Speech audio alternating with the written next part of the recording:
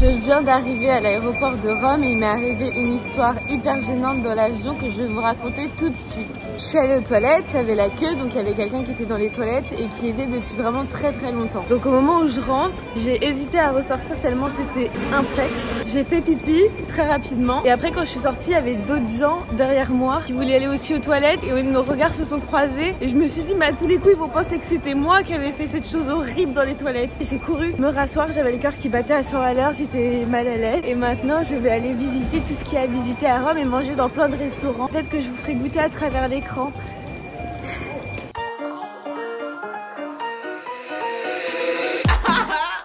Salut! Je vais faire un plan mélancolique avec moi la tête contre la fenêtre.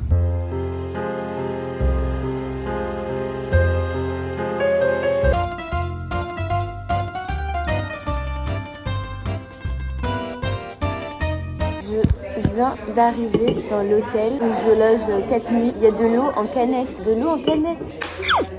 Ça fait du bruit comme s'il y avait des bulles dedans. C'est hyper bizarre de boire de l'eau en canette.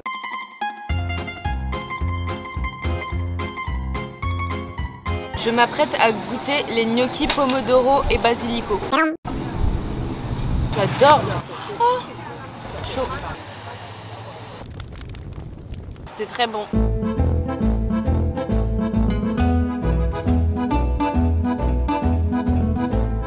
En exclusivité, je vous filme des plans de la Piazza Navona que vous n'aurez jamais vu nulle part d'autre.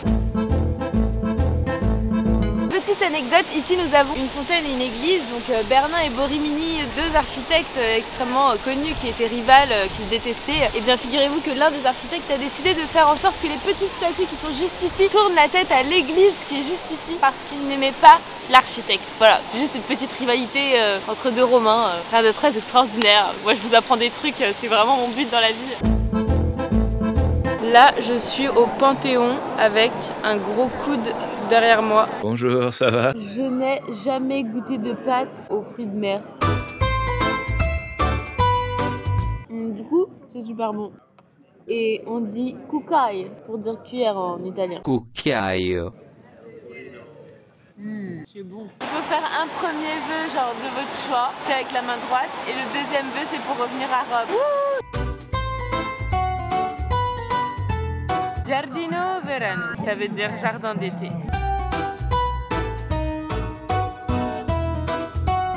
Ok, je me trouve actuellement au restaurant Rossioli Salamera que vous m'avez conseillé sur Instagram. Sachez que j'ai pas encore goûté, je vais vous dire tout de suite ce que ça donne. C'est trop bon. Waouh! Ok, c'est parti, je vais goûter les pâtes carbonara. Perfect. Le gâteau il est pas bon.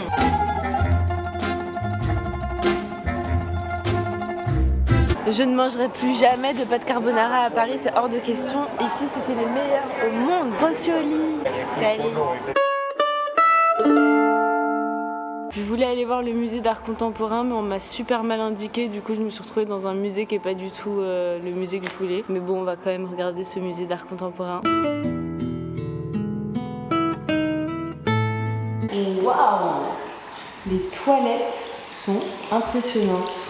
Je viens d'avoir une super idée. À la place de faire ce musée par dépit parce que j'ai pas vu le Colisée, je vais aller boire un super café dans le meilleur endroit pour boire les meilleurs cafés du monde de Rome. C'est vous qui m'avez donné l'adresse. Suivez-moi!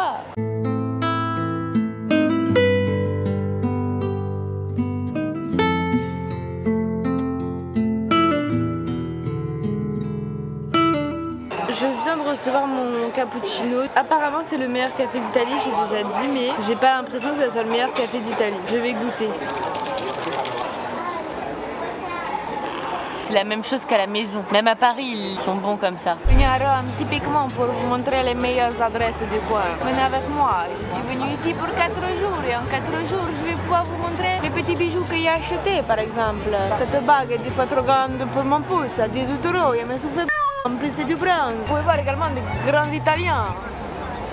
Les Italiens avec les cheveux gominés. JR, Signature, un artiste parisien qui est venu s'installer à Rome sur la piazza de... C'est quoi la piazza ici déjà? La piazza Farnese. Et je sais pas vous, mais moi je suis vraiment impressionnée.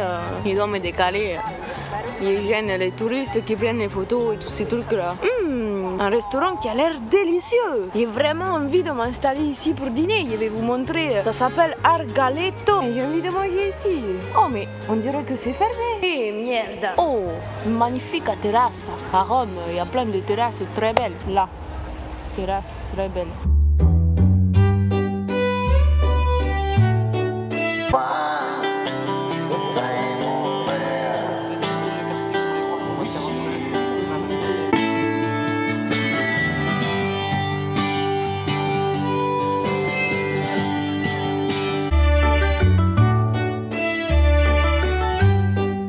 Je me trouve dans le quartier de Trastevere. C'est un quartier bohème et babacool de Rome. Un quartier très animé et très populaire. Je vous conseille vivement d'y aller parce que je me suis retrouvée par hasard et je ne regrette absolument pas. Travestere, ça signifie dans le sud du Vatican, de l'autre côté du Tibre. Et le Tibre, c'est le fleuve de la Villa de Rome.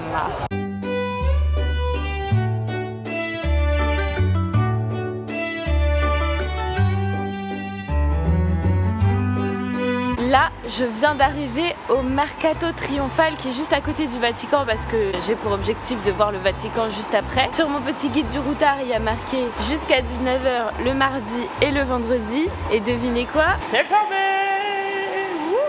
On va quand même le visiter. Waouh, c'est vraiment génial, toutes ces petites épices et tout là. Chiuso perfetto. Waouh, ça a l'air hyper appétissant. J'ai envie d'acheter plein de trucs, des bons produits italiens. Oh, il y a un peu de jambon de prosciutto, regardez. Du prosciutto.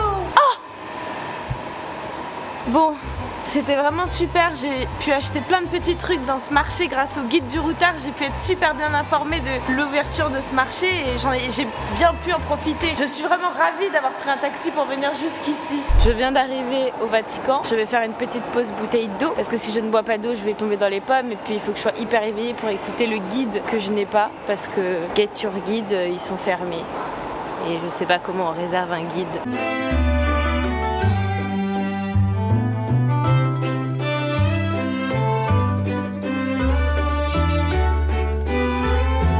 Si vous avez envie de mal dormir la nuit, vous n'avez qu'à venir ici et regarder 7 ans.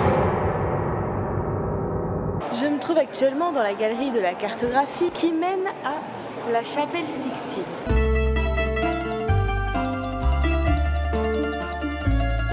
Une galerie réunit toutes les infos en géographie de l'époque. Vous avez par exemple de trouver votre chemin ou de trouver le chemin de la boulangerie la plus proche. Vous n'avez qu'à regarder cette fresque absolument magnifique.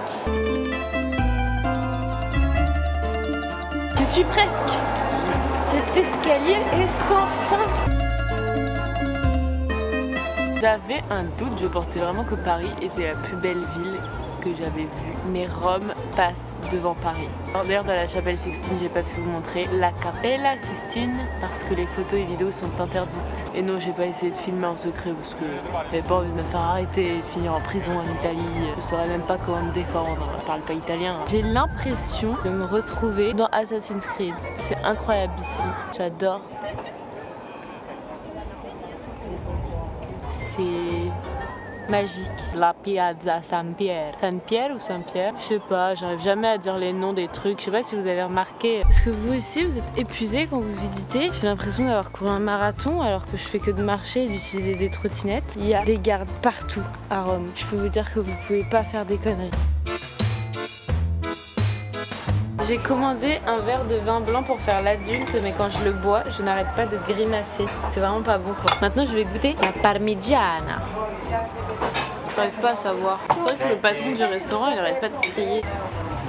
Waouh, une glace au parmesan, c'est trop bon. Maintenant, je vais monter sur mon fidèle destrier